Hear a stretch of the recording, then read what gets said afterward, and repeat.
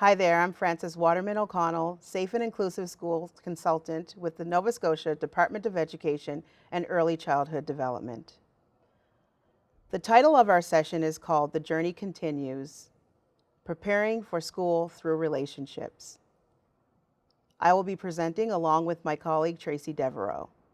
If you had reviewed the previous sessions, you would have received information on trauma-informed care and coping with uncertainty and change, as well as working through your fears. We would like to acknowledge that our journey still continues in our current reality with COVID-19. We would like to provide you with some information that you can use when navigating through this change. The Back to School plan speaks of wellness as a priority for all. We know the importance of relationships and communications when working together that contributes to wellness and well-being. Our objectives are as follows: understanding relational theory, understanding the restorative approach, and exploring strategies and practices that support positive well-being and relationships with your child. When we speak of the importance of connection and inclusion, we are speaking of the ancient histories of the Indigenous peoples. The Back to School plan has a focus on the understanding of the word kinu. This slide speaks of the word kinu. It is a Mi'kmaq word that means all of us, inclusive. Some highlights of the slide include meaningful partnerships with all students and their families.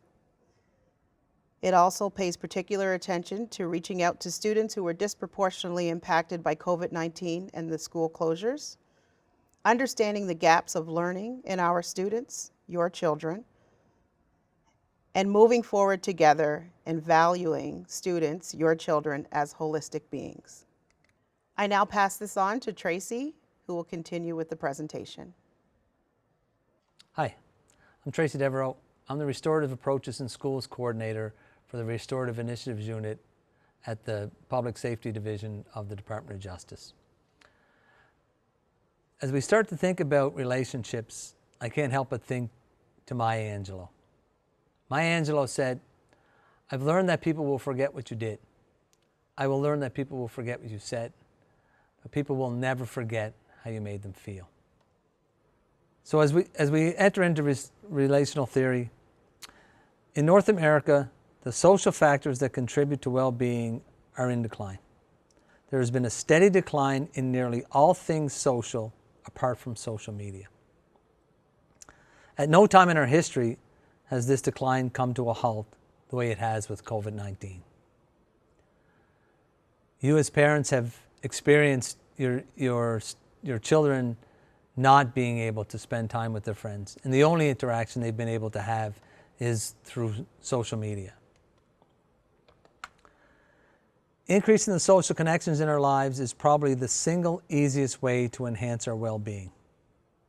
Being able to create situations for your children to reestablish those connections is of utmost importance for us as they return back to school. Our educators are dedicated to wanting to be able to establish an opportunity for your children to be able to experience that, to be able to feel welcome, to be able to reconnect with their peers and their teachers. We know how important those relationships are. Mounting research shows that students who feel connected to school, to teachers, to other students, to the school itself, do better academically. Enhancing these connections will bridge the transition to academics. Our educators are prepared to spend the time, to create the opportunities, to allow your students to be heard. What we ask from our parents is that you encourage your students to take advantage of that opportunity, to have them be comfortable to speak about how they felt, to speak about how they feel about coming back to school, to be able to express that and have our educators respond and take that information to move forward. Relational theory holds that as human beings, we live in and are constituted by relationships.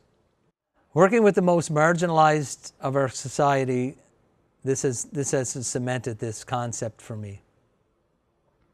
For 13 years, I worked with the 1% of the population that does 90% of the crime.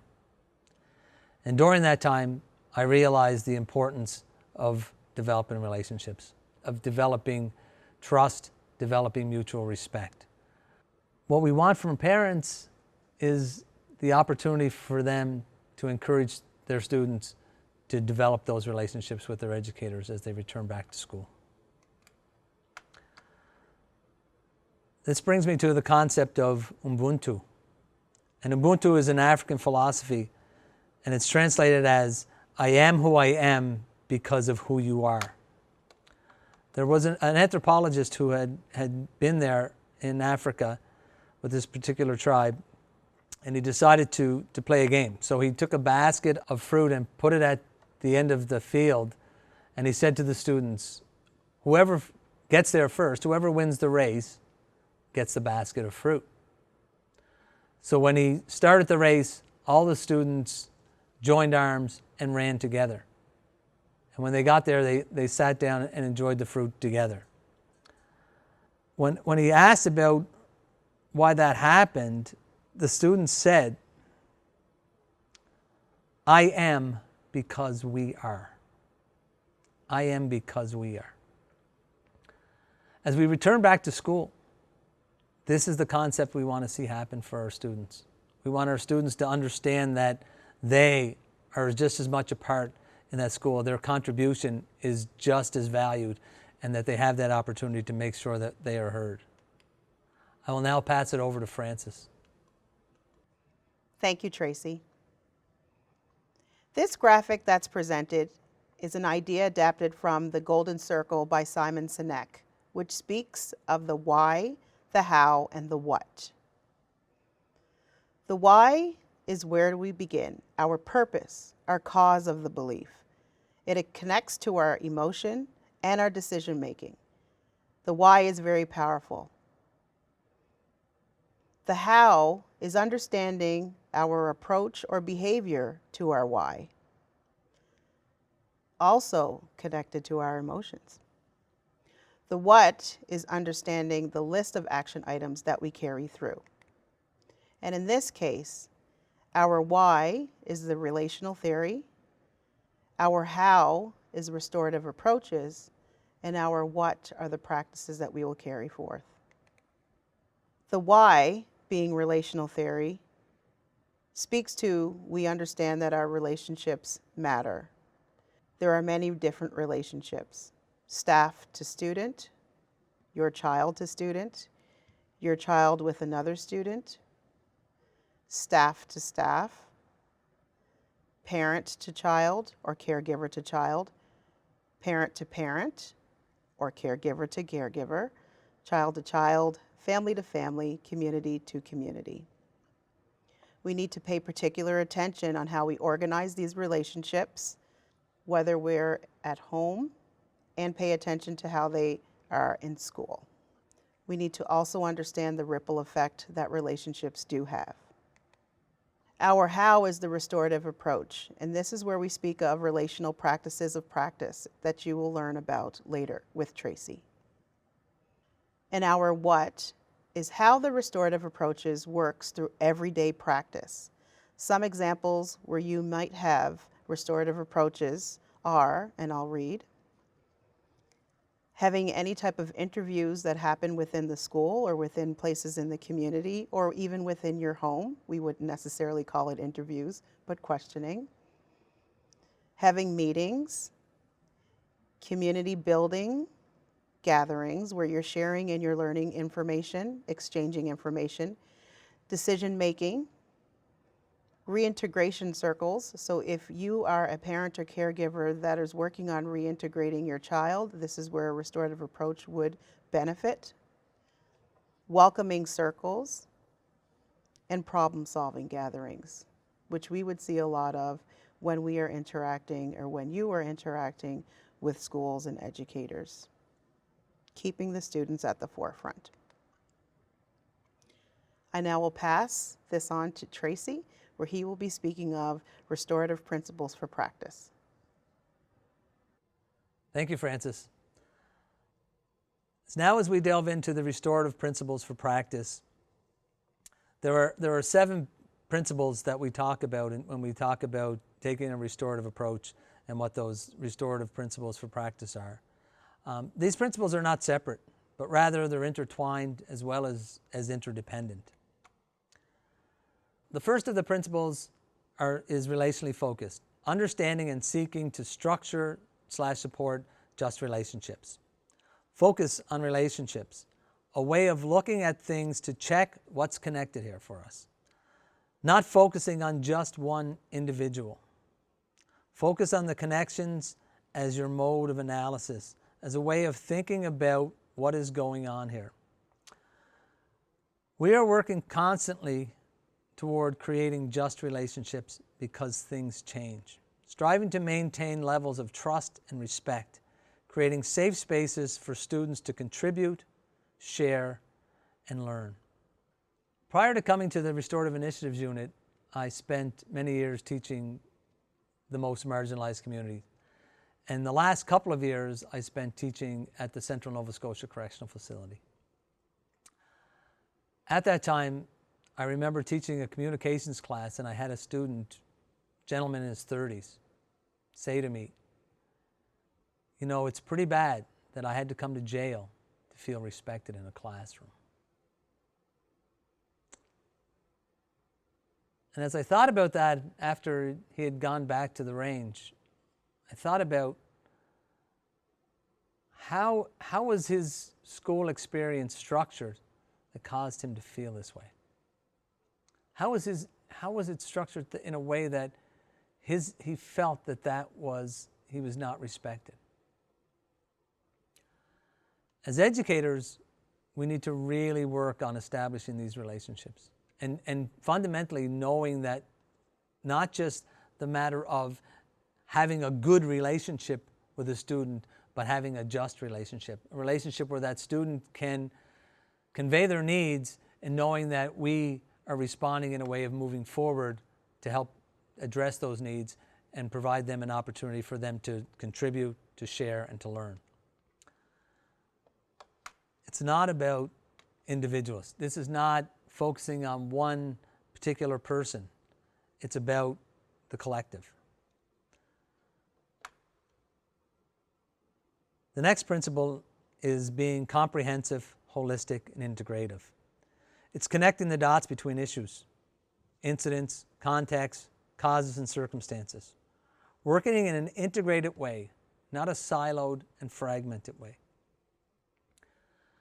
As we know, preparing to go back to school, I know the time I've spent working with various departments in government over the summer, having these conversations, that there has been an opportunity for there to be a breakdown in silos, less fragmentation, where we're actually focusing on the student, focusing on the child, and being able to see all the supports that can come in to help that person do well. Thinking about things relationally means starting to map connections. Connecting an incident to its context and its causes, or the people involved, and connect it. Having that opportunity for our students to be able to contribute in that classroom, for everyone to be heard, and collectively for them, along with their teachers, to be able to come up with outcomes. That connection is really important. As we see in this thing, we have this connection between parent and teacher and student and that line of communications. We want to ensure that communication line always stays, so that the message from you is the same message that comes from the teacher, so our children are hearing the same message both at home and in the school. The next principle is inclusive and participatory. And this is the part where we look at empowering that first voice. This is the part where we focus on being trauma-informed, that we're culturally aware, and that we're needs-based. It's important to be inclusive, to figure out who has been or is affected. Having that opportunity for our young people to be able, again, to have that voice, to be able to tell their story in a way where they feel safe and comfortable in that classroom.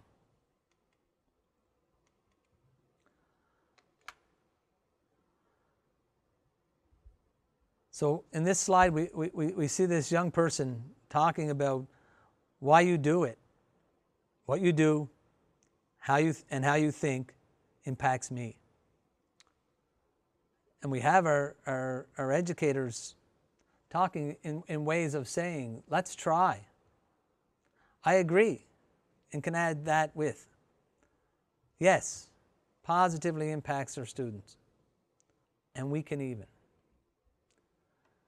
Offering opportunities for that student to know that they're a contributing part within that classroom. Providing that first voice, that cultural awareness, building those bridges, generating information based on needs. The next principle is responsive. Being contextual and flexible practice. Informed by data. Listening to the needs of our students and responding to those needs. Investigating the data that can help affect progress. Lasting changes to the system. Broader system changes as a result, and how we analyze the data. What we're encouraging for our educators is to, if we're working in a restorative way, it's collecting that data and what we actually do with that data that we collect over the course of the year, and how can that information help us to know that we're on the right path and that we're moving in the right way. And we want to see this applied. Next is focused on individual and collective responsibility. Shared responsibility for supporting student and class success. Much of this comes from that concept of a community value to protect all individuals. What will it take for all of our students to be successful in that classroom? What do our educators need to do to make sure that all of our students are able to feel successful in our classrooms? And we know this comes from modeling behavior. That educators actually acknowledging the human rights lessons that carry forward for our young learners. Seeing things, not being able to ignore incidences, to bring them forth and to model the behavior that we want to see from our students. Collaborative and non-adversarial. There is no us versus them. It's simply we. Getting to the root cause and working collaboratively to create outcomes. Our students being accepted. Students being listened to among each other. And as parents, we want to be able to have you encourage that to happen, to know that it's a safe place, that our educators are there to provide a safe place for our students to be able to speak. And finally, forward-focused. Educative problem solving, preventative and proactive. The purpose to address either the harms to relationships or things in a relationship or connection that are not going well. Sometimes things don't go well, and we need to learn from that and to move forward. It's at this time that I think of the restorative inquiry into the Home for Colored Children and the use of the Sankofa as a talking piece and a guiding piece for the process that took place. And the Sankofa is a bird with its feet pointed forward and its head turned around with an egg in its mouth facing backwards. And understanding that concept of that, it's okay to go back. It's okay to look back, but we're not looking back to settle some account or to ascribe blame on something. We're looking back to learn, to say, how do we move forward? How do we take this knowledge that we've had and how do we progress? And having our students be able to witness that and experience that and seeing that modeled and hopefully displaying those attributes themselves. The importance in this slide comes from focusing.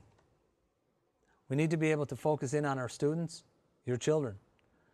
They are the pinnacle. They're the reason we're there. We want to be able to create that opportunity where they feel safe, where they feel contributing. That's what we're shooting for. I'll pass it over to Francis. Thank you, Tracy.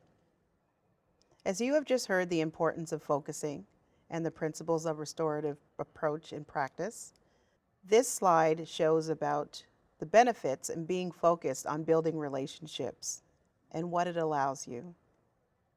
It allows you to be present and in the moment, so when you're having those conversations with those people that are at the table, be present and remove the chaos or the distractions, if only for a moment. Listen attentively, erases the distraction. See the person that's in front of you. Provide clarity for solution-based thinking, and have less conflicts. This is a statement that I will read. Relational theory has significant implications for our thinking about schooling, moving us from traditional conceptions of schooling to a different way of thinking about schooling. And we've all been impacted on the non-traditional way of schooling by COVID-19, where it was beyond our control. When we look at the statement again from an educator's lens, this would include the practices that we're welcoming your children and we're giving them first voice. We're also allowing for them to share what they know and then to bridge what they know for the outside world. The next slide speaks of the benefits of using restorative approaches for students, staff, parents, and caregivers. And you will see under your section that a lot of the material that is here is similar to students and education staff. And the reason being is because we must remember that it is a collective responsibility of all. I will highlight some things. So using a restorative approach allows your voice to be heard as the parent, and it will also allow your child's voice to be heard, as well as allowing the education staffs. The skill sets of problem solving will evolve, so the more practice that your child has with the restorative approach, the more they will become accustomed to how to resolve conflict. Leadership development is also a benefit that you will have when using the restorative approach. You will see that leadership development will evolve even with your children. Gradual release of responsibility for conflict resolution. When we speak of the gradual release of responsibility, of course, it starts with you being the model of the restorative approach. And when your child is in that situation where they're using restorative approach, you will see that they will be able to use it without you, giving that gradual release of responsibility of the conflict resolution. And I think when we speak about reduction of stress over everything that has happened over the course of COVID-19, restorative approaches does alleviate some of the stress when coming together, because we know that it is the groundwork of communicating and establishing positive relationships, and most important, allowing that first voice. These are some strategies that you can use. You can add it to your toolkit that you can have when looking at a restorative approach. To make room for everyone in the home.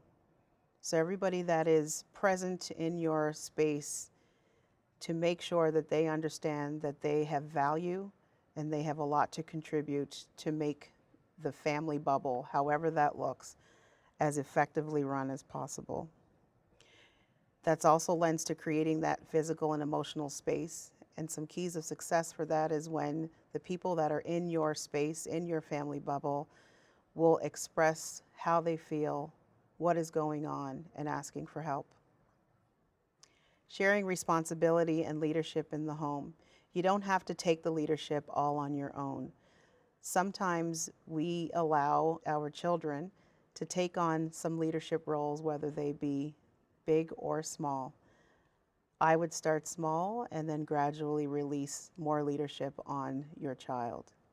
You'd be surprised of how much that they can accomplish. Share different ways of communication. This will also help with yourselves and the children, and also help with the children when they go back to school. What I mean by this is that we are following our public health measures where For example, wearing a mask. When we wear a mask, it makes it very difficult for us to see the full understanding of a nonverbal message. And so it would be good to have these conversations with your child and understanding what are some different ways that we can communicate a greeting. Create a gratitude wall or a shared journal to be used in the home. So when your child and yourself are having conversations either at the end of the day or during the day, to store those memories, those gratitudes, those special situations that have happened throughout the day, and record them. You can record them in a form of a picture or a video, a log, or you can write them in a journal and have that a shared journal. And this will also decrease the stress within the home so that someone can come and review that journal. You can do it together or you can do it separately, but to place it in an area where all of the family members can read through it. Provide the message to your home that school and the people in the home are working together and on the same team. And just please note, we're all in this together, and that everyone can help. And sometimes with our younger ones, it may be nice to have those conversations to pinpoint those in the school that could help them. Validate feelings in the space and let your child know that we all will work together with them to be successful. And also ask the question, what will it take for your child to be successful in home and successful in school in learning? Model positive behavior and language. We all know that our children will watch what we say and what we do. Share with your child that some answers will take time to find, but we can get started. We can move on, and we will always revisit to see if we can seek those answers out. Allow your child to share feelings about going back to school, and stick with the facts of COVID-19, and do not engage in the speculation that social media sometimes bombards us with. Ask your child, what will they need in order to make themselves feel that they're in a good space? Always absorb the humor. We know that our children can be quite humorous at times, and so absorb that humor. Make a list of what you can do together as a family that is more positive, more fun. Practice separation from the home. Sometimes children have a hard time in separating from home, going back to school, especially since they have been with you since the spring. So practicing, maybe going for a walk to the school or having conversations with older children. Ask them how they feel about separating from the home. Work through that together. If there's a town hall being offered from your school, or if the teacher is offering a time where they are going to introduce themselves and let the viewers see what it is that they are going to expect, I would encourage that you engage in that town hall. I would encourage that you engage in that opportunity to become reacquainted with the school, as this is a new way of learning.